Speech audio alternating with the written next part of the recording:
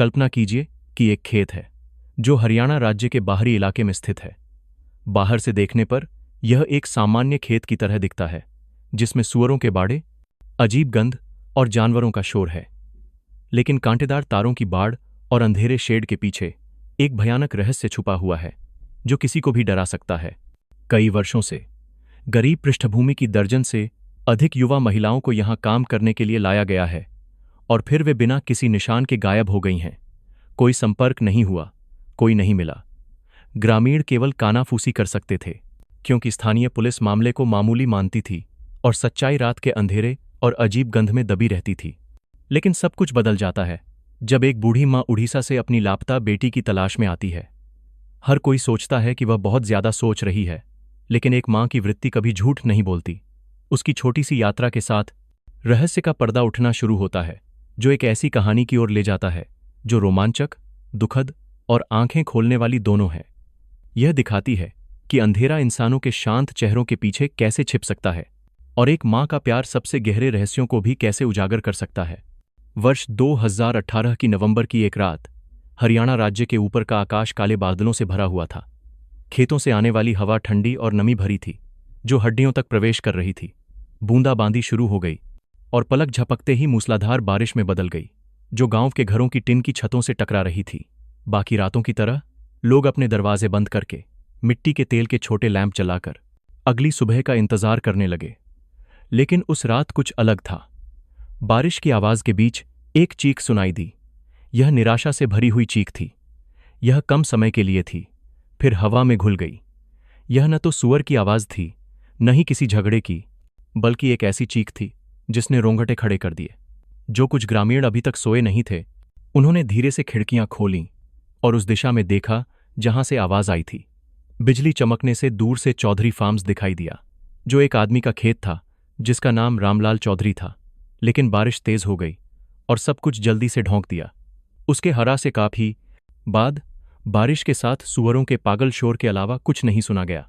अगली सुबह बारिश कम हो गई और मिट्टी की सड़क कीचड़ से भर गई। एक ग्रामीण जो खेत के सामने से गुजर रहा था, अचानक रुक गया। उसकी नजर जमीन पर पड़ी। एक गहरे लाल रंग का निशान जो कीचड़ से सना हुआ था, खेत के अंदर से सड़क तक खिंचा हुआ था। यह खून की तरह दिख रहा था, जैसे किसी भारी चीज को घसीटा गया हो। अफवाहें तेजी से फैल गईं और रामलाल का नाम तुरंत बातचीत का विषय बन गया। रामलाल लगभग 50 साल का था, दुबला पतला शरीर और ऐसी आंखें जिन्हें पढ़ना मुश्किल था। आसपास के लोग उसे चौधरी कहते थे, जिसका मतलब है कि उससे जुड़ी हर चीज चुपचाप गायब हो जाती है। उसके बारे में कई अजीब बातें थीं। हालांकि वह सैकड़ों सूअरों का पालन करता था, लेकिन वह शाकाहारी था और कभी मांस नहीं खाता था। वह हमेशा बाहरी इलाके की युवा महिला श्रमिकों को काम पर रखता था, लेकिन अजीब तरह से उसने कभी स्थानीय लोगों को काम पर नहीं रखा। उसके खेत का माहौल भयानक था और सूअरों की गंध असहनीय थी, लेकिन रामलाल का घर बिल्कुल साफ और व्यवस्थित था, मानो वह निर्जन हो। कुछ ग्रामीणों ने अजीबोगरीब दृश्य देखने का दावा किया। कुछ का कहना था कि भारी बारिश वाली रात में रामलाल एक गाड़ी को तिरपाल से ढोंककर खेत के पीछे ले जाता था। कुछ ने आधी रात में मशीनों की तेज आवाज सुनी थी। लेकिन जब भी ये अफवाहें उठतीं, सब कुछ शांत हो जाता। किसी ने सीधे सवाल पूछने या करीब जाने की हिम्मत नहीं की। अब खेत के सामने खून के निशान ने उनमें डर भर दिया था। ऐसा लग रहा था कि कोई भयानक संकेत बता रहा है कि रामलाल की टिन और कांटेदार तारों की दीवार के पीछे कुछ और भी भयानक छुपा हुआ है। लेकिन देश के दूसरे हिस्से में एक बूढ़ी मां के लिए यह सिर्फ एक अफवाह नहीं थी। उड़ीसा में एक बूढ़ी महिला जिसका नाम सुमित्रा देवी था, कई महीनों से अपनी सबसे छोटी बेटी चंपा के संपर्क में नहीं थी। चंपा रामलाल के खेत में काम करने गई थी। वह एक युवा विधवा थी और अपने छोटे बच्चे का भरण पोषण करने के लिए घर छोड़ना पड़ा था। अचानक चंपा का फोन आना बंद हो गया। उसने पैसे भेजना बंद कर दिया, और जिस रात गांव में चीख सुनी गई, वह चंपा की आखिरी आवाज थी। उड़ीसा राज्य में एक बूढ़ी महिला जिसका नाम सुमित्रा देवी था रहती थी। उसकी उम्र 65 साल थी। उसके बाल सफेद हो चुके थे और वह कड़ी मेहनत करने की वजह से झुक गई थी। वह लकड़ी के छोटे घर में रहती थी, जिसकी छत भारी बारिश में लीक हो जाती थी। उसका जीवन मुश्किल था, लेकिन उसका दिल जलता रहता था उसकी सबसे छोटी बेटी चंपा के लिए। चंपा एक युवा विधवा थी। उसके पति की एक दुर्घटना में मृत्यु हो गई थी। और उसने अपने छोटे बेटे को अकेला छोड़ दिया था। तब से चंपा का जीवन संघर्षों से भरा था। वह अपने बेटे को मुश्किलों से बचाने के लिए कपड़े धोने से लेकर रेस्तरां में काम करने तक सब कुछ करती थी। देर रात वह अपनी माँ के साथ छत को देखती थी और कहती थी, माँ, मैं इस घर की मरम्मत करना चाहती हूँ। मैं अपने बेटे का भविष्य अच्छा बनाना चाहती हूँ। वर्ष 2018 की शुरुआत में एक पड़ोसी ने खबर दी कि उसे हरियाणा में रामलाल नाम के एक आदमी का बड़ा सुअर का खेत मिला है और वह महिला श्रमिकों की तलाश कर रहा है। चंपा ने बहुत सोचने के बाद जाने का फैसला किया। उसने अपनी माँ से कहा, माँ, बेटे का ख्याल रखना। मैं कुछ सालों के लिए जा रही हूँ। अगर मैंने पर्याप्त पैसे बचा लिए तो मैं वापस आ जाऊंगी। हम घर की मरम्मत करेंगे और बेटा अच्छी शिक्षा प्राप्त करेगा। सुमित्रा देवी का दिल दुखी था, लेकिन उसे पता था कि वह अपनी बेटी को रोक नहीं सकती।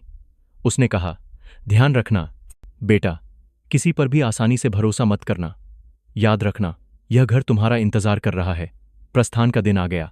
चंपा ने अपने कुछ कपड़े और अपने बेटे की एक तस्वीर के साथ एक छोटा बैग उठाया। उसने आंसुओं के साथ मुस्कुराते हुए कहा, माँ, मुझे आशीर्वाद देना। मैं जरूर वापस आऊंगी।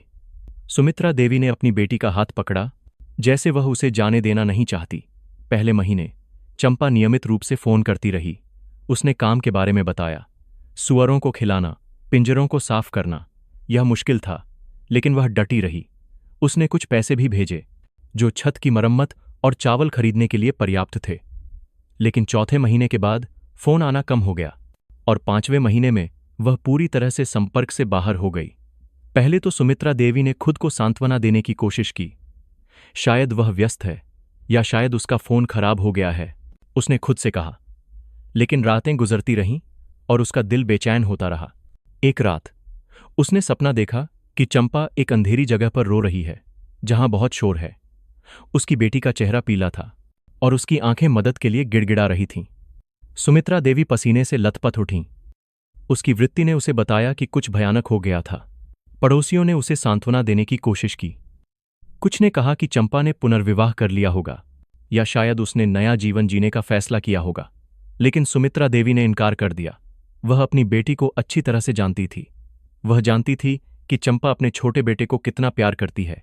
यह असंभव था कि वह बिना कुछ बताए चली जाएगी। यह असंभव था कि वह अपनी माँ और बेटे को इस तरह छोड़ देगी। अंत में अपनी आखिरी बचत के साथ सुमित्रा देवी ने एक बड़ा फैसला किया। उसने एक रात की बस का टिकट खरीदा जो उसे दिल्ली ले जाएगा, और फिर वह हरियाणा के लिए दूसरी बस पकड़ेगी। उसके बैग में सिर्फ एक जोड़ी कपड़े, चंपा की एक छोटी तस्वीर और एक प्रार्थना थी जो वह अपनी पूरी यात्रा के दौरान करती रही थी।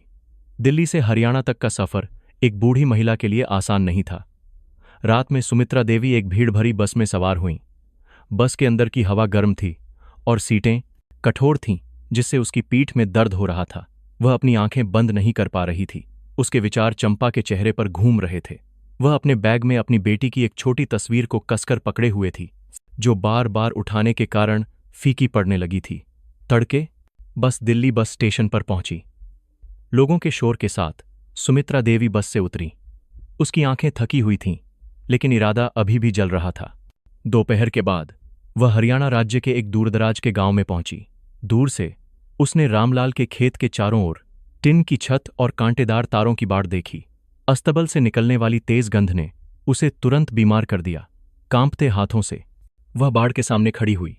उसने अपनी बेटी की तस्वीर पकड़े हुए कहा, चंपा, क्या तुम अंदर हो? शोर सुअरों की आवाज में डूब गया। जल्द ही भारी लोहे का द्वार एक चीख के साथ खुल गया। एक दुबला पतला आदमी बाहर आया। उसका चेहरा भावहीन था, उसकी आंखें ठंडी थीं। रामलाल। वह कुछ देर तक खड़ा रहा, सुमित्रा देवी को सिर से पांव तक देखता रहा। फिर एक सपाट आवाज में पूछा, तुम किसको ढूंढ रही हो अम्मा? कांपती हुई आवाज में सुमित्रा देवी ने उत्तर दिया, मैं चंपा की मां हूं। मेरी बेटी यहां काम करती है। मैं दूर से उसे देखने आई हूं। रामलाल कुछ देर के लिए चुप हो गया। फिर उसने दरवाजा और चौड़ा कर दिया। अंदर आओ अम्मा, चलो बात करते हैं। खेत का आंगन पानी से भरा हुआ था। अस्तबल से निकलने वाली गंध नम हवा के साथ मिली हुई थी, लेकिन बीच में स्थित मुख्य घर आश्चर्यजनक रूप से साफ था। चमकदार फर्श, हर कोने में व्यवस्थित रूप से रखा सामान, इतना व्यवस्थित कि आरामदायक महसूस होने के बजाय ठंडा लगता था, जैसे कि कोई निर्जन कमरा हो। साधारण बैठक में रामलाल ने गर्म चाय डाली और कप मेहमान को दिया। एक कोमल लेकिन भावहीन आवाज में उसने कहा, चंपा अब यहां नहीं है। वह ट्रक ड्राइवर के साथ मलेशिया चली गई। उसने कहा कि वहां बेहतर काम है। वह अचानक चली गई। उसने किसी को अलविदा नहीं कहा। उसने बस तुम्हारे लिए अपना प्यार भेजा।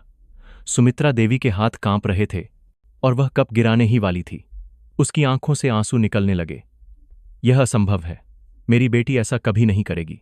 उसका एक छोटा बेटा घर पर इंतजार कर रहा है। वह किसी अजनबी के साथ कभी नहीं जाएगी। वह बिना कुछ बताए नहीं जाएगी, उसने कहा। रामलाल हल्का सा मुस्कुराया। उसकी आंखें खाली थीं।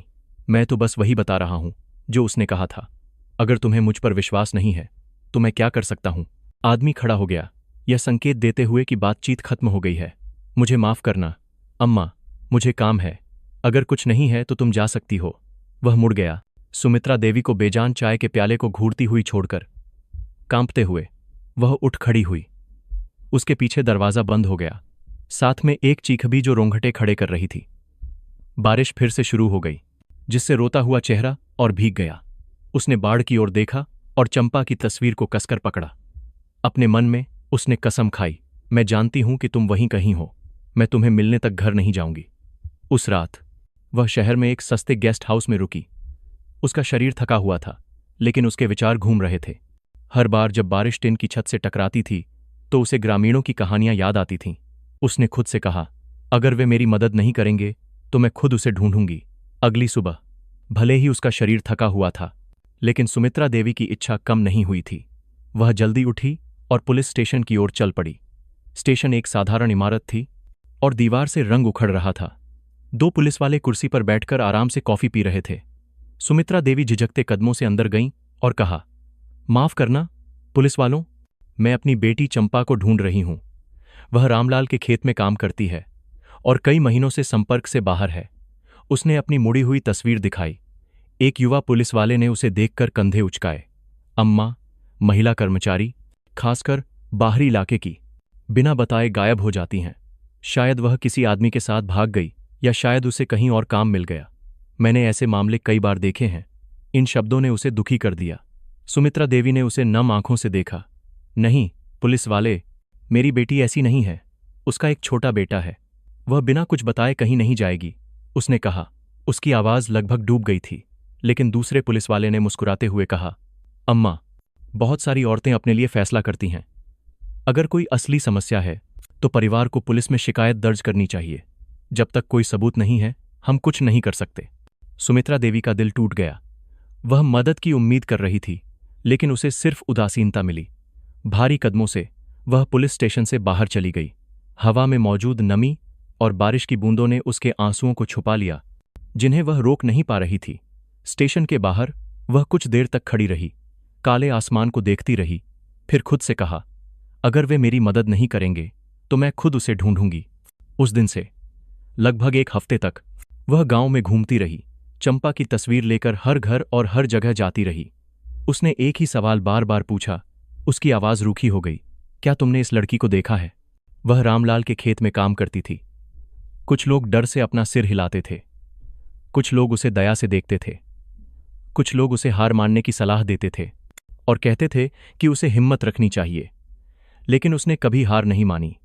यहां तक कि उसकी आवाज भी कमजोर हो गई, लेकिन उसकी आंखों में आशा की लौ बनी रही। धीरे धीरे कानाफूसी बढ़ने लगी। गांव के एक छोटे से भोजनालय में एक महिला ने झुककर कहा, मुझे इसके बारे में ज्यादा नहीं पता अम्मा, लेकिन एक और महिला थी जो यहां काम करती थी, जिसका नाम माया था। वह भी गायब हो गई और कभी वापस नहीं आई। अगली रात एक छोटे से शराब के भोजनालय में एक बूढ़े आदमी ने एक धीमी आवाज में कहा, मैंने भारी बारिश में अजीब आवाजें सुनी, जैसे कि कोई चिल्ला रहा हो। कुछ का कहना है कि एक से ज्यादा महिला कर्मचारी अंदर गईं और कभी बाहर नहीं निकलीं। सुमित्रा देवी का दिल कांप रहा था। इन कहानियों के टुकड़े डरावनी कहानी की तरह थे। जितना ज्यादा वह पूछती, उतनी ज्यादा कहानियां सुनती।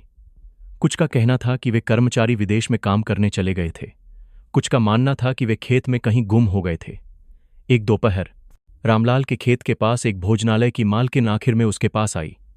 कांपती हुई आवाज में उसने कहा, अम्मा, मैंने कुछ बातें बार बार देखी हैं, लेकिन बताने की हिम्मत नहीं जुटा पाई।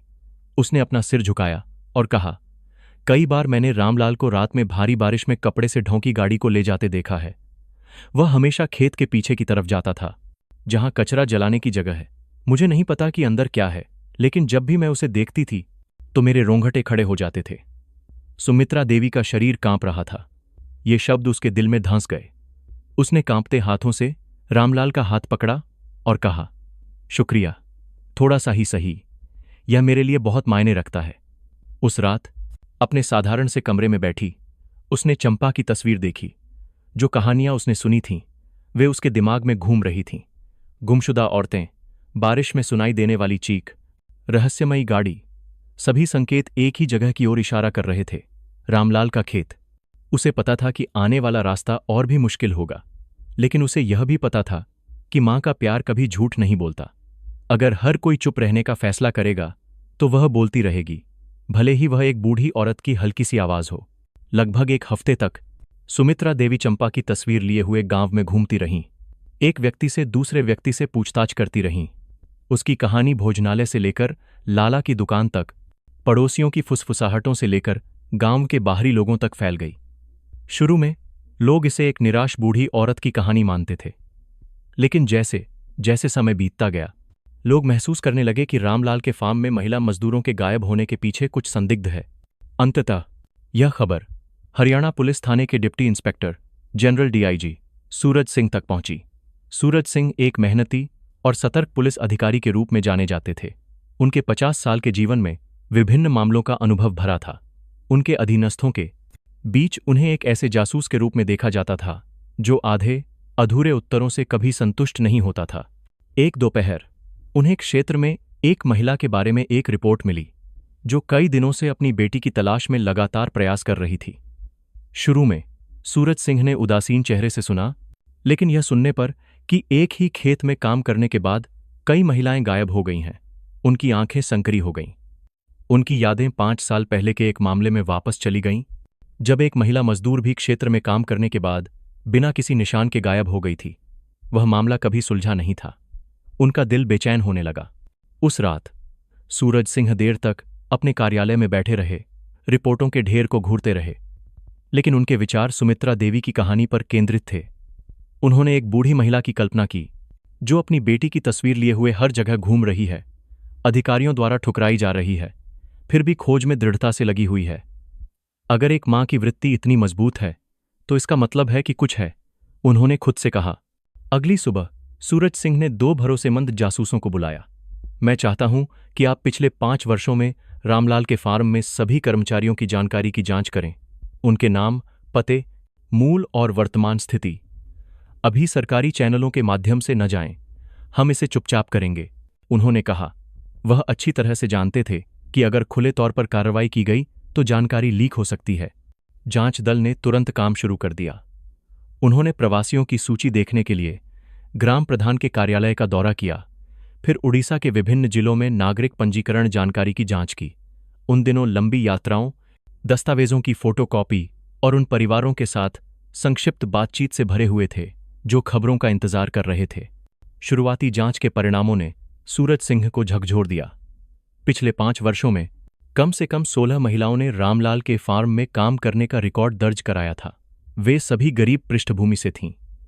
उनके पैटर्न समान थे। काम करने के शुरुआती दौर में वे अभी भी अपने परिवारों के साथ संपर्क में थीं, थोड़ा पैसा वापस भेजती थीं, लेकिन फिर संचार धीरे धीरे गायब हो जाता था। उसके बाद किसी ने भी घर वापस नहीं किया था। सूरज सिंह ने एक गंभीर चेहरे के साथ रिपोर्ट को बंद कर दिया। 16 और सभी एक ही तरह से गायब हो गए। उन्होंने धीमी आवाज में कहा, यह कोई संयोग नहीं है। उन्होंने जांच दल को वापस बुलाया। उनके परिवारों को ढूंढो, सीधे उनसे कहानी सुनो। मैं जानना चाहता हूं कि क्या और समानताएं हैं।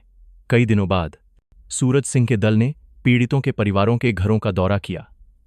उड़ीसा में एक बूढ़ी औरत ने फूट फूट कर रोते हुए अपनी बेटी की कहानी बताई, जिसने पैसे कमाने के वादे के साथ हरियाणा की यात्रा की थी, लेकिन फिर बिना किसी निशान के गायब हो गई।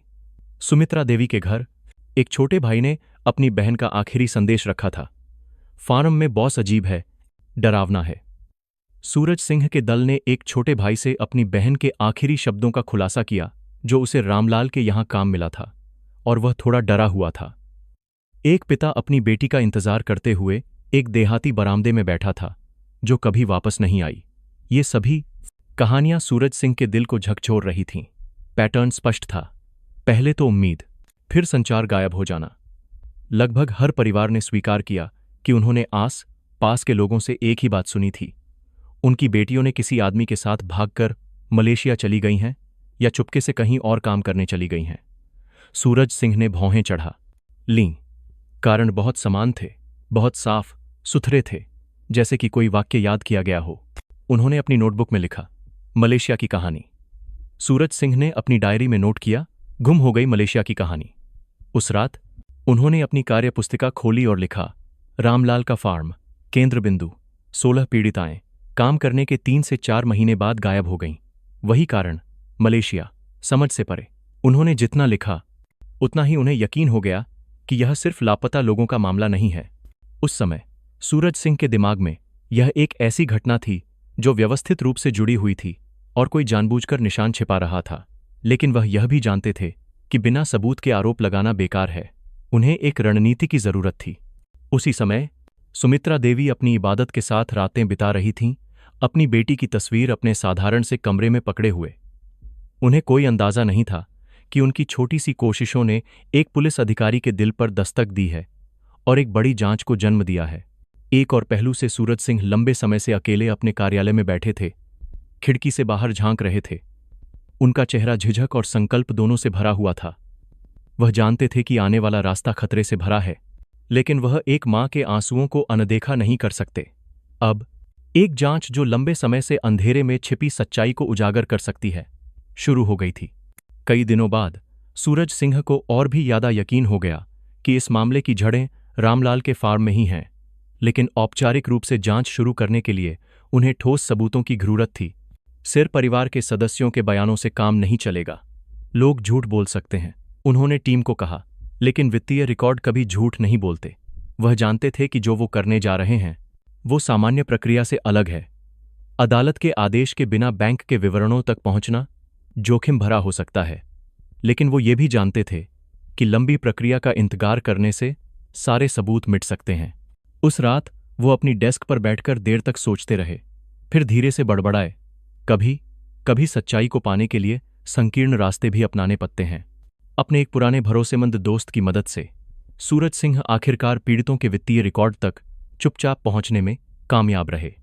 उन दस्तावेजों को जमा करने में कई दिन लगे। एक रात वो और 2 जासूस एक छोटे से ऑफिस में बैठे थे। ट्यूबलाइट की हल्की रोशनी में फाइलें टेबल पर ढेर थीं। वे धीरे धीरे जानकारी खंगाल रहे थे। सिर काग पलटने की आवाज आ रही थी। पैटर्न बहुत स्पष्ट था। पहले 2-3 महीनों में पीड़ितों को नियमित रूप से वेतन मिलता था। वह पैसा थोड़ा ही सही, लेकिन उनके परिवारों को वापस भेजा जाता था। लेकिन उसके बाद संपर्क टूट जाता था और लेन देन का पैटर्न बदल जाता था। सैलरी अभी भी खाते में आती थी, लेकिन परिवारों को कोई पैसा नहीं भेजा जाता था। फिर अक्सर अजीब लेन देन होते थे। खाते का सारा पैसा देर रात एटीएम से निकाल लिया जाता था, आमतौर पर सुनसान जगहों पर, मुख्य सड़कों के किनारे। उसके बाद खाता निष्क्रिय हो जाता था। सूरज सिंह ने टेबल पर उंगली ठोंकी। देखो, हर मामले में यही है। तीसरे या चौथे महीने में सारा पैसा आधी रात में निकाल लिया जाता है। कभी दिन में नहीं, कभी थोड़ा थोड़ा करके नहीं, बल्कि पूरा निकाल लिया जाता है। टीम के एक जासूस अरमान ने गंभीर चेहरे के साथ हामी भरी। ऐसा लगता है कि कोई और जानबूझकर सब कर रहा था, मानो उन्हें पता हो कि कब पैसे निकालने हैं। सूरज सिंह ने गहरी सांस ली। वह अच्छी तरह से जानते थे कि गांव की गरीब लड़कियां देर रात सुनसान जगहों पर पैसे निकालने की आदी नहीं होंगी। यह उनकी पसंद नहीं है। कोई और उन्हें कंट्रोल कर रहा था। जरूर होने के लिए सूरज सिंह ने उन एटीएम के सीसीटीवी फुटेज मंगाए जो रिकॉर्ड में दिखे थे। तस्वीरें धुंधली और कम क्वालिटी की हो सकती हैं, लेकिन बार बार देखने पर एक आदमी बार बार दिखाई देता था। वह दुबला पतला था, थोड़ा लंगड़ा कर चलता था और हमेशा टोपी और मास्क पहने होता था। वह सिर्फ एक जगह पर नहीं, बल्कि अलग अलग सालों में अलग अलग एटीएम पर बार बार दिखाई दिया। सूरज सिंह झुके, तस्वीर को ऊम किया। उनका दिल तेजी से धड़क रहा था। यहां रुको, तस्वीर को बड़ा करो। तस्वीर में आदमी एटीएम से बाहर निकल रहा था। उसके चलने का तरीका सख्त लग रहा था। उसका बायां हाथ अजीब तरह से झूल रहा था। सूरज सिंह को रामलाल के बारे में ग्रामीणों की रिपोर्ट याद आ गई, जो इसी तरह चलते थे। इसमें कोई शक नहीं था। एक और जासूस, करीम, हाँफने लगा। सर, ये रामलाल जैसा दिखता है, बिल्कुल वैसा ही। सूरज सिंह ने तुरंत सहमति नहीं दी। जांच में चाल से मिलती जुलती शक्ल होना ठोस सबूत नहीं होता है, लेकिन उनके दिल में यकीन बधता जा रहा था। हम अभी उस पर आरोप नहीं लगा सकते हैं, लेकिन अगर यह सच है तो वो सिर्फ खेत का मालिक नहीं है, बल्कि वो पीड़ितों का सारा पैसा भी कंट्रोल करता है। उस रात सूरज सिंह ने एक नया नोट लिखा। पीड़ितों के गायब होने का पैटर्न, खाते से सारा पैसा आधी रात को निकाल लिया जाता है। संदिग्ध एक दुबला पतला आदमी है जो लंगड़ाकर चलता है, जिसका बायां हाथ सख्त है। उसे कई सीसीटीवी कैमरों में देखा गया है। बहुत मुमकिन है कि वह रामलाल है। जितना उन्होंने लिखा उतना ही साफ होता गया कि यह सिर्फ महिला कर्मचारियों के गायब होने का मामला नहीं था। यह एक जानबूझकर बनाया गया सिस्टम था। अपराध के निशान को मिटाने के लिए झूठी कहानियां गढ़ी जा रही थीं। लेकिन सूरज सिंह यह भी जानते थे कि अभी तक उनके पास किसी को दोषी ठहराने के लिए पर्याप्त सबूत नहीं है। सब कुछ सिर्फ मजबूत शक पर टिका हुआ था। उन्हें कुछ और ठोस चाहिए था, कुछ ऐसा जो अदालत में नकारा ना जा सके। उसी समय सुमित्रा देवी ने एक और रात दुआओं के साथ बिताई। चंपा की तस्वीर अपने साधारण से कमरे में पकड़े हुए। उन्हें घृणा भी अंदाजा नहीं था कि उनकी कोशिशों ने एक जासूस को प्रेरित कर दिया है और एक बड़ी जांच शुरू हो चुकी है। दूसरी तरफ सूरज सिंह टेबल पर हरियाणा के नक्शे को घूर रहे थे। उन्होंने पेन को कसकर पकड़ा। उनका चेहरा थका हुआ था, लेकिन उनकी आंखें चमक रही थीं। हमारे पास पैटर्न है, हमारे पास दिशा है, वो धीरे से बोले। अब हमें आगे बढ़ने की जरूरत है, और इसका मतलब है कि हमें रामलाल के अड्डे में जाना होगा। सूरज सिंह जानते थे कि सारी जांच का निर्णायक बिंदु रामलाल का फार्म है। सारा पैटर्न वहीं इशारा कर रहा था, लेकिन उस जगह पर ठोस सबूत के बिना वो ज्यादा कुछ नहीं कर सकते थे। उन्हें किसी ऐसे व्यक्ति की जरूरत थी जो अंदर जा सके, अपनी आंखों से देख सके और कुछ ऐसा लेकर आ सके जिसे नकारा ना जा सके। एक रात ऑफिस में वो दो सीनियर जासूसों के साथ बैठे। फार्म का नक्शा टेबल पर फैला हुआ था, जिस पर लाल निशान लगे हुए थे।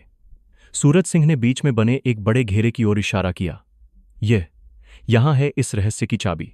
अगर हमारे पास अंदर की आंख नहीं है तो हमें कभी पता नहीं चलेगा कि क्या हो रहा है। एक जासूस ने अपनी भौहें सिकोड़ी। सर, यह बहुत जोखिम भरा है। रामलाल के इलाके में जाना शेर की मांद में जाने जैसा है। अगर पहचान आहिर हो गई तो जान खतरे में पड़ जाएगी। सूरज सिंह ने धीरे से हामी भरी। वह अच्छी तरह से जोखिम जानते थे, लेकिन उनके चेहरे पर कोई झिझक नहीं थी। मैं जानता हूं, लेकिन यही एकमात्र तरीका है। हम किसी और के शिकार बनने का इंतजार नहीं कर सकते। हमें अभी कदम उठाना होगा। लंबी बहस के बाद उन्होंने एक अनुभवी महिला अधिकारी को गुप्त रूप से अंदर भेजने का फैसला किया। यह भूमिका महिला इंस्पेक्टर आरती को दी गई। आरती 28 साल की थी। वह मानव तस्करी के मामलों में शामिल रही थीं और वह अपनी बहादुरी और तेज दिमाग के लिए जानी जाती थीं। जब सूरज सिंह ने उन्हें बुलाया और योजना समझाई तो आरती का चेहरा थोड़ा गंभीर हो गया, लेकिन उनकी आंखें अटल थीं। अगर यही इस अपराध को रोकने का एकमात्र तरीका है तो मैं तैयार हूं, उन्होंने कहा। अगले कई दिन तैयारी में बीते। टीम ने आरती के लिए एक नई पहचान बनाई। कहानी में वह अब पुलिस वाली नहीं, बल्कि एक विधवा थी जिसके पति ने उसे छोड़ दिया था और जो हरियाणा में काम ढूंढ रही थी। नकली दस्तावेज तैयार किए गए, यहां तक कि कोई उसे नौकरी दिलवाने के लिए एक साधारण सा लेटर भी बनाया गया। हर पहलू को इस तरह बनाया गया था कि किसी को कोई शक न हो। आरती ने अपनी भूमिका को गंभीरता से लिया। उन्होंने गांव की महिलाओं के तौर तरीके सीखे, यहां तक कि आसान सवालों के जवाब भी तैयार किए जो पूछे जा सकते थे। मुझे ऐसा लगना चाहिए कि मुझे सच में काम चाहिए। मैं थकी हुई और निराश हूं, उन्होंने सूरज सिंह को बताया। जाने का दिन आ गया। हरियाणा का आसमान बादलों से घिरा हुआ था। सूरज को धूसर बादलों ने ढक लिया था। आरती ने साधारण कपड़े पहने थे, एक पुराना ब्लाउज और स्कर्ट और चप्पल पहनी थी। उन्होंने कपड़े के एक झोले को कंधे पर लटका लिया, जैसे वह सच में काम तलाशने आई कोई गांव की औरत हो। जाने से पहले सूरज सिंह ने उन्हें ध्यान से देखा। याद रखना आरती, कोई जल्दबाजी नहीं करनी है। हम तुम्हारे साथ हैं। अगर कोई खतरा हो तो इशारा कर देना। जान सबूतों से ज्यादा कीमती है। आरती ने हामी भरी, अपने धड़कते दिल को काबू करते हुए। रामलाल का फार्म दूर से ही दिखाई दे रहा था, जिसकी ऊंची तारों की बाड़ और पुरानी छत दिखाई दे रही थी। खलिहान से आने वाली तेज गंध उनकी नाक में घुस गई। आरती तारों की बाड़ के सामने खड़ी हुईं। उन्होंने धीरे से खटखटाया और इंतजार करने लगीं। अंदर से सुअरों के शोर और लोहे के दरवाजे के खुलने की आवाज़ आ रही थी। दरवाजा खुला और वो शख्स दिखाई दिया जिसकी तस्वीरें उन्होंने रिपोर्ट में देखी थीं। रामलाल। वह दुबला पतला था, उसका चेहरा सख्त था, थोड़ा लंगड़ाकर चल रहा था। उसकी तेज आंखें आरती को सिर से पांव तक स्कैन कर रही थीं। एक पल के लिए सन्नाटा छा गया। सिर टिन की छत पर बारिश की आवाज़ आ रही थी। तुम किसको ढूंढ रही हो? उसकी आवाज़ सपाट और ठंडी थी। आरती ने अपना सिर झुका लिया और दिखावा किया कि वो डरी हुई हैं। मैंने सुना है कि यहाँ काम है। मैं एक विधवा हूँ, मुझे काम की ज़रूरत है। क्या आप मुझे नौकरी दे सकते हैं? उसकी आवाज़ दबी हुई और कांप रही थी, जैसे वो सच में बेबस हो। रामलाल ने उन्हें घूरना जारी रखा। फिर उनके चेहरे पर एक हल्की सी मुस्कान आई। यहाँ काम करना आसान नहीं है। अगर तुम मजबूत नहीं हो तो ज़्यादा दिन नहीं टिक पाओगी, लेकिन चलो देखते हैं तुम कितनी सक्षम हो। उसने दरवाजा और चौड़ा कर दिया। आरती अंदर चली गई, कीचड़ भरे अहाते से मुख्य घर की ओर। खलिहान से आने वाली तेज गंध नम हवा से मिलकर उनकी नाक में चुभ रही थी, जिससे उन्हें उल्टी जैसा लग रहा था। लेकिन उन्होंने खुद को संभाला। अपने मन में उन्होंने कहा, यही वो अंधेरे की जगह है जहां कई औरतें गायब हो गई हैं। अंदर उन्हें महिला कर्मचारियों के लिए बने एक साधारण से कमरे में ले जाया गया। नम लकड़ी की दीवारों पर एक पतला चटाई बिछा हुआ था। 2-3 औरतें कमरे के एक कोने में चुपचाप बैठी हुई थीं। उन्होंने आरती को एक नर देखा और फिर अपना सिर झुका लिया, मानो वे बात करने से डरती हों। उनके चेहरे पीले पड़ गए थे, उनकी आंखें खाली थीं, मानो वे बिना किसी उम्मीद के जी रही हों। रामलाल ने बस इतना कहा, कल सुबह से काम शुरू कर देना। नियम यादा नहीं है, बस मेरी बात मानना। वो मुड़ गया और चला गया। सन्नाटा और डर छो गया। उस रात आरती कठोर चटाई पर लेटी हुई थीं। उनका दिल तेजी से धड़क रहा था। बाहर की हर आवाज़, सुअरों का शोर, गलियारे में कदमों की आवाज़, दरवाजे की आवाज़ उन्हें जगाए रख रही थी। उन्हें एहसास हुआ कि आज रात से वो एक रहस्य के केंद्र में हैं। हर पल सच्चाई को ढूंढने का मौका हो सकता है या फिर एक जानलेवा जाल। रामलाल के फार्म में आरती का पहला दिन भोर होने से पहले एक कर्कश आवाज़ के साथ शुरू हुआ। सभी कर्मचारियों को जगाकर एक आदमी काम पर ले गया। हवा अभी भी ठंडी थी, लेकिन खलिहान से आने वाली तेज गंध पहले ही उनकी नाक में घुस चुकी थी। आरती चटाई से उठी। उनका शरीर थका हुआ था, क्योंकि वो पूरी रात सो नहीं पाई थीं। सुबह से काम शुरू हो गया। आरती को दूसरी औरतों के साथ मिलकर सैकड़ों सुअरों को खाना खिलाना पड़ा, गोबर साफ करना पड़ा और खाने के भारी बैग उठाने पड़े। उनके हाथ सूज गए, उनकी पीठ में दर्द होने लगा और कीचड़ से उनके नाखून टूटने लगे। लेकिन आरती ने खुद को कमोड़ दिखने से बचने की कोशिश की। उन्हें पता था कि उनकी हर हरकत पर नज़र रखी जा सकती है। दिन के दौरान तेज धूप ने चमड़ी को जला दिया, जिससे खलिहान की गंध और भी तेज हो गई। पसीने से लथपथ उनके कपड़े भीग गए। दूसरे कर्मचारी ज़्यादा बातें नहीं करते थे, अगर करते भी थे तो बहुत दबी आवाज़ में। उनके चेहरे सख्त थे, मानो डर ने उनके मुंह पर ताला लगा दिया हो। शाम को काम खत्म करने के बाद वे तंग कमरों में लौट गईं। नम लकड़ी की दीवारें और पतला चटाई सोने की जगह थीं। वहां आरती ने कोने में बैठी एक दुबली पतली औरत से बात करने की कोशिश की। तुम्हारा नाम क्या है? उन्होंने दबी आवाज़ में पूछा। औरत ने मुड़कर एक पल के लिए देखा और दबी हुई आवाज़ में कहा, तुम मुझे नंदी कह सकती हो। उसके बाद उन्होंने तुरंत सिर झुका लिया। उनके हाथ कांप रहे थे। आरती को कुछ समझ आया।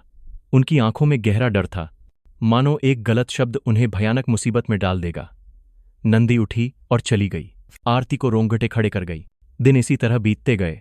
सुबह से शाम तक मेहनत और रात में मशीनों का शोर और गाड़ियों का रहस्य। हर बार जब आरती ने दूसरे कर्मचारियों से बात करने की कोशिश की तो उन्हें सिर डरी हुई नहरें या कुछ ऐसे जवाब मिले जिन्होंने उनके दिल को और भारी कर दिया। शांत होने पर आरती ने सभी असामान्य चीज़ों को याद रखना शुरू कर दिया। कोई भी कर्मचारी न तो बाहर निकलते हुए दिखा, न ही फार्म में वापस आते हुए। सिर्फ एक पुरुष, सुपरवाइजर और रामलाल को छोड़कर कर्मचारियों तक परिवार से कोई चिट्ठी या ओन नहीं आता था, मानो सारे संपर्क कट गए हों। रात में फार्म का माहौल दिन से ज्यादा डरावना था। सांग तौर पर छिपाई जा रही गुप्त गतिविधियां होती थीं। एक रात आरती ने हिम्मत जुटाकर अपनी कोठरी की खिड़की से झांककर देखा। पीली रोशनी में उन्होंने रामलाल का साया देखा। छोटे अंतराल के बाद वह अपने दिल में एक प्रेरणा के साथ एक छोटा रिकॉर्डर छुपाकर सो गईं, जो सूरज सिंह ने उसे अंदर जाने से पहले दिया था। उसने अपनी चादर के नीचे रिकॉर्डर को स्लाइड किया, यह उम्मीद करते हुए कि मशीनों और गाड़ियों की आवाज़ें उस पर साफ रिकॉर्ड हो जाएंगी। वह लेट गई, अपनी सांस रोके हुए। मशीनों की कंपन ने लकड़ी के फर्श पर असर डाला और उसका शरीर हिलने लगा।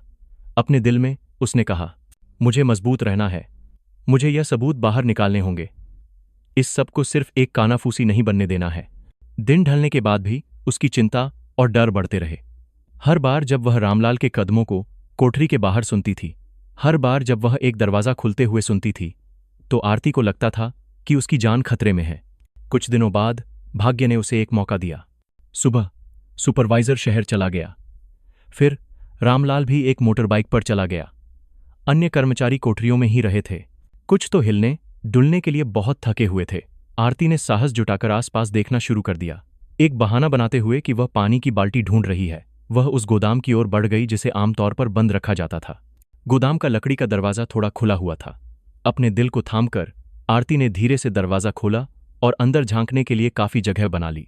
नमी और एक तेज दुर्गंध मिली जो उसे बीमार कर रही थी। कमरे के कोने में अन्न के ढेर के नीचे उसकी नजर पड़ी कुछ पर। यह एक फटा हुआ प्रिंट वाला कपड़ा था जो उस खेत का नहीं था। वह कपड़ों का एक कतरन था, पुराना और नाजुक। आरती ने अपनी सांस रोक ली। उसके घुटने झुकने लगे।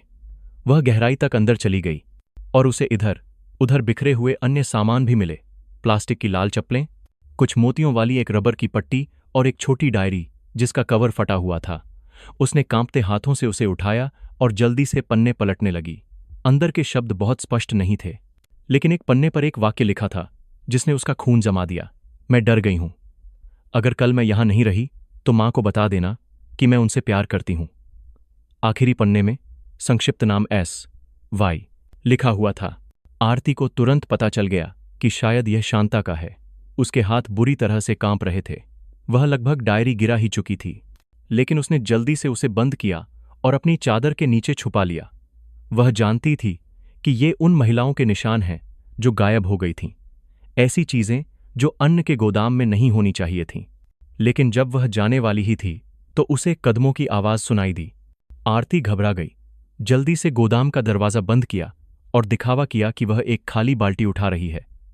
जल्द ही रामलाल सड़क के अंत में दिखाई दिया। उसकी ओर घूर रहा था। उसकी आंखें संकरी हो गई थीं, मानो वह उसके विचारों को पढ़ने की कोशिश कर रहा हो। तुम यहां क्या कर रही हो? उसकी आवाज सख्त और ठंडी थी। आरती ने अपना सिर और झुका लिया। मैं पानी की बाल्टी ढूंढ रही थी। कमरे में पानी खत्म हो गया। वह दबी आवाज में बोली और डरी हुई लग रही थी। रामलाल तुरंत नहीं चला गया। वो कुछ देर तक वहीं खड़ा रहा। फिर उसके चेहरे पर एक मुस्कान आ गई। एक ऐसी मुस्कान जो दोस्ताना नहीं थी, बल्कि ऐसी थी जैसे वह किसी रहस्य को छुपा रहा हो। उसकी निगाहों ने आरती के रोंगटे खड़े कर दिए। उसे लगा कि उसके घुटने शायद उसका वजन नहीं उठा पाएंगे। आखिरकार रामलाल बिना कुछ और कहे उसके पास से घुर गया, लेकिन उस मुस्कान की परछाई अभी भी उसके दिमाग में छपी हुई थी। उस रात आरती के साथ जो हुआ उसे देखकर उसका चेहरा पीला पड़ गया। उसने डायरी को अपनी चादर के नीचे छुपाया और कांपते हुए लेट गई। वह जानती थी कि खतरा बढ़ रहा है। रामलाल को उस पर शक होने लगा था। एहतियात के तौर पर उसने उस छोटे रिकॉर्डर को खोला जो उसने अंदर आने से पहले सूरज सिंह से लिया था। यह एक पुराने रेडियो की तरह था, जिसके किनारे एक चिप थी जो एक छोटी रेंज पर ध्वनि को रिकॉर्डिंग उपकरणों पर भेज सकती थी। फिर उसने माइक्रोफोन में धीरे से फुसफुसाते हुए कहा, मुझे एक महिला कामदार का सामान मिला है। इसमें एक डायरी है जिसमें अक्षर S.Y. लिखे हुए हैं। मुझे डर है कि मैं इसे बाहर नहीं ले जा पाऊंगी। फिर उसने उसे बंद कर दिया। उसने उम्मीद की कि सूरज सिंह उसकी संक्षिप्त आवाज को पकड़ पाएंगे। दिन बीतते गए और रामलाल का शक और भी ज्यादा साफ हो गया। वह अक्सर अचानक कर्मचारी कोठरियों के आस पास दिखाई देता था, बिना कुछ कहे अंदर घूरता रहता था। कभी कभी वह आरती को सामान्य से ज्यादा देर तक फॉलो करता था, जिससे उसके रोंगटे खड़े हो जाते थे। हर बार जब वह उसके पास से घुरता तो उसके चेहरे पर एक धुंधली मुस्कान आ जाती थी, ठंडी और छिपे हुए अर्थों से भरी हुई। आरती ने अपनी भूमिका को जारी रखने की कोशिश की। वह अभी भी सिर झुकाए हुए है, बाकी महिलाओं की तरह थकी हुई और बेबस होने का दिखावा करती है। लेकिन उसके दिल में तनाव बढ़ता जा रहा था। वह जानती थी कि अगर उसने एक भी गलती की तो सब कुछ खत्म हो जाएगा। उसी रात एक बार फिर मशीनों की आवाजें आनी शुरू हो गईं, इस बार पहले से ज्यादा तेज। आरती अपनी आंखें खोले आवाज़ों का इंतजार कर रही थी। उसने पहले से कहीं अधिक स्पष्टता के साथ उन कदमों को सुना। तभी रामलाल आया और जोर से आवाज दी, जागो, मुझे एक मदद चाहिए, मेरे साथ आओ। अन्य कर्मचारी डर के मारे उठे और एक दूसरे को देखने लगे। तब रामलाल ने बिना देखे अपनी उंगली दिखाई और डर के मारे आरती का दिल डूब गया। तुम? उसने कहा, मेरे साथ आओ। डर के मारे वह कुछ भी नहीं कह पाई। उसका दिमाग शून्यता से भर गया था। जब वह फर्श पर गिरी तो उसे कुछ महसूस नहीं हुआ, लेकिन उसे पता था कि आज उसकी आखिरी रात है। अकेले उस रात इंस्पेक्टर सूरज सिंह अपने दफ्तर में बैठे हुए रामलाल के फार्म की पूरी जानकारी लिए हुए काफी उलझन में थे। अंधेरा और तनाव छाया हुआ था। सूरज ने कुछ देर के लिए अपनी आंखें बंद की और उन सबके बारे में सोचा जिनके साथ अन्याय हुआ था। मैं तुम्हें धोखा नहीं दे सकता, उसने कहा। फिर उसने अपने कमरे में कदम रखे। वहीं दूसरी तरफ आरती रामलाल की बात सुनकर डर के मारे कांप रही थी। वह समझ नहीं पा रही थी कि अब क्या होगा, क्योंकि रामलाल ने कहा था कि उसे गोदाम में मदद चाहिए। वो खौफनाक लम्हा कभी खत्म ही नहीं हो रहा था। लेकिन उसके बाद जैसे ही उसे मौका मिला, उसने मशीन से आ रही आवाज को रिकॉर्ड करना शुरू कर दिया और तुरंत सूरज को एक गुप्त संदेश भेजा। उसी समय हरियाणा पुलिस स्टेशन में इंस्पेक्टर सूरज सिंह अपने दफ्तर में बैठे हुए सारी जानकारी का इंतजार कर रहे थे। तभी उनके पास रेडियो से खबर आई कि आरती ने संदेश भेजा है। यह सुनकर वो जोश से भर गए और उन्होंने तुरंत टीम को रामलाल के फार्म पर हमला करने के लिए कहा।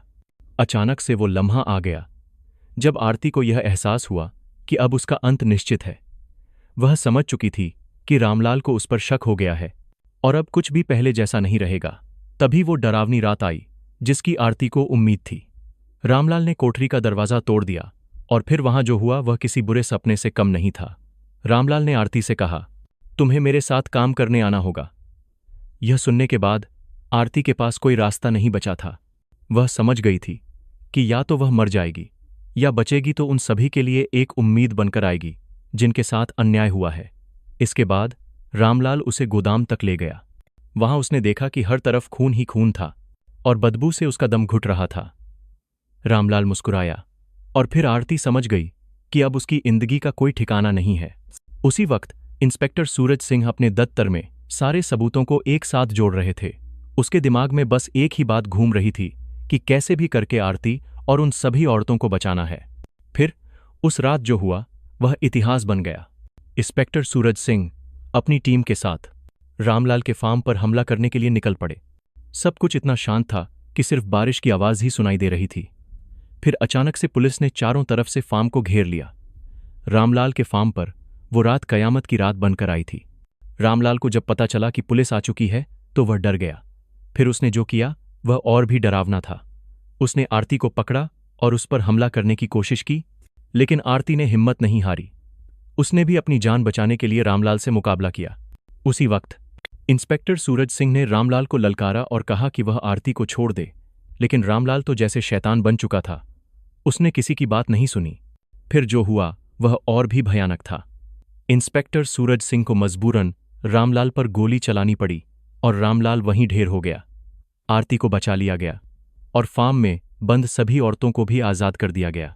वो रात बहुत भयानक थी, लेकिन उस रात ने यह भी साबित कर दिया कि बुराई चाहे जितनी भी ताकतवर हो, सच्चाई और अच्छाई हमेशा जीतती है। रामलाल के फार्म की वो रात एक बुरे सपने की तरह थी जिसे शायद ही कोई कभी भूल पाए। ऑपरेशन उजाला आखिरकार सफल हुआ। अगली सुबह फार्म का नज़ारा बदल चुका था। जिन औरतों को कैद में रखा गया था उनकी चीख पुकार से सारा माहौल गूंज रहा था। लंबे समय से दबा हुआ डर अचानक से फूट पड़ा। सालों से अंधेरे में जी रही इन औरतों को आज़ादी का एहसास हुआ। उस सुबह ऐसा लग रहा था कि सूरज भी अपनी पूरी चमक के साथ निकला है, जैसे वह इन औरतों की आज़ादी का जश्न मना रहा हो। इंस्पेक्टर सूरज सिंह ने आरती की तरफ देखा और गर्व से मुस्कुराए। आरती ने भी जवाब में हल्की सी मुस्कान दी। वह समझ गई थी कि आज उसने जो किया है वह सिर्फ एक फर्ज नहीं था, बल्कि एक इंसानियत की मिसाल थी। सुमित्रा देवी, जिन्होंने अपनी बेटी को खो दिया था, उस खौफनाक मंजर को देखकर पूरी तरह से टूट चुकी थीं। उनकी आंखों में आंसू थे, लेकिन उन आंसुओं में सिर्फ दर्द नहीं था, बल्कि एक उम्मीद भी थी। कुछ दिनों बाद आरती अपने घर वापस चली गई। जब वह बस से उतरी तो उसकी बेटी दौड़कर आई और उससे लिपट गई। वह लम्हा बहुत ही भावुक था। आरती ने अपनी बेटी को कसकर गले लगाया और उस पल उसे लगा कि उसकी सारी थकान और दर्द गायब हो गया है। उसी दौरान सुमित्रा देवी भी वहां पहुंची। उन्होंने आरती का हाथ थामा और भर्राई हुई आवाज में कहा, तूने मेरी बेटी की आवाज को खामोश होने से बचा लिया। मैं तुझे कैसे धन्यवाद करूं, यह मुझे नहीं पता। दोनों औरतें एक दूसरे को गले लगाकर खूब रोईं। और उस दिन वहां मौजूद हर शख्स की आंखें नम थीं। इंस्पेक्टर सूरज सिंह भी उस विदाई समारोह में मौजूद थे। उन्होंने आसमान की तरफ देखा और उनके चेहरे पर एक संतोष का भाव था। उन्होंने महसूस किया कि यह कहानी सिर्फ एक केस की नहीं थी, बल्कि उन सभी लोगों की कहानी थी जिन्होंने उम्मीद का दामन कभी नहीं छोड़ा। यह कहानी हमें सिखाती है कि अंधेरा चाहे कितना भी गहरा क्यों न हो, उम्मीद की एक किरण हमेशा बाकी रहती है। बस हमें उस किरण को पहचानने और उस पर चलने की जरूरत होती है।